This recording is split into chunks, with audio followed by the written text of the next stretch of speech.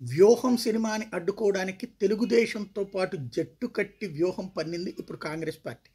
ఈ నేపథ్యంలో వేసినటువంటి ప్రజా ప్రయోజన వ్యాజ్యానికి సంబంధించినంత వరకు పిల్లు వేస్తే పిటిషన్ వేస్తే దాన్ని పిల్తో జడ్జ్ చేయమని ఆదేశించింది ఆంధ్రప్రదేశ్ హైకోర్టు. వ్యూహం సినిమా ప్రదర్శనకు అనుమతిస్తూ జారీ చేసిన ధృవపత్రాన్ని పునఃసమీక్షించేలా సెన్సార్ బోర్డును ఆదేశించాలని కోరుతూ ఏపీ కాంగ్రెస్ కమిటీ ఉపాధ్యక్షుడు మేసాల రాజేశ్వరరావు ఏపీ హైకోర్టులో దాఖలు చేసిన పిటిషన్ మీద విచారణ వాయిదా పడింది.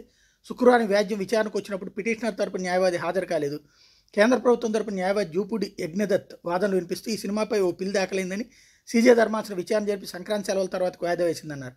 సినిమాకు సెన్సార్ బోర్డు జారీ చేసిన ధృవీకరణ పత్రాన్ని జనవరి 11 వరకు సస్పెండ్ చేస్తూ తెలంగాణ హైకోర్టు ఉత్తర్వులు ఇచ్చిందని చెప్పారు. న్యాయమూర్తి స్పందిస్తూ ఇదే వ్యవహారంపై పిల్ దాఖలై విచారణ వాయిదా వేసిన నేపథ్యంలో ఆ పిల్తో ప్రస్తుత వ్యాజ్యాన్ని జడ్జ్ చేయాలని రిజిస్ట్రీని ఆదేశించారు. వ్యూహం సినిమాలో సోనియా గాంధీ కాంగ్రెస్ పార్టీకి పరువు నష్టం కలిగించే విధంగా పాత్రలు ఉన్నాయని ఏపీ కాంగ్రెస్ కమిటీ ఉపాధ్యక్షుడు మేసాల రాజేశ్వరరావు హైకోర్టును ఆశ్రయించినటువంటి నేపథ్యంలో ఈ ఆదేశాలు ఇచ్చారు.